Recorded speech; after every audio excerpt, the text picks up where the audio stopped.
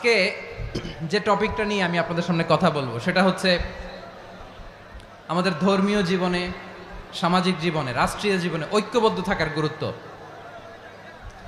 The importance of unity in our life. আমরা ঐক্যবদ্ধ থাকতে চাই কি চাই না?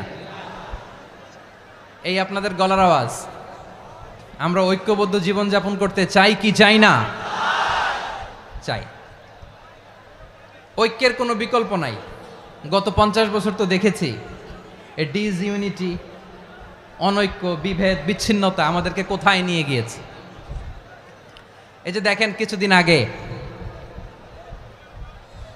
আমাদের বর্তমান নেতা ডক্টর ইউনূস, উনি সব রাজনৈতিক নেতৃবৃন্দদেরকে ডেকেছেন একটা ইস্যুকে কেন্দ্র করে। তার মানে গোটা বাংলাদেশ এক হয়ে গিয়েছে। আমরা সবাই উদ্বেলিত হয়েছে, উচ্ছ্বসিত হয়েছে, ঠিক কিনা বলেন?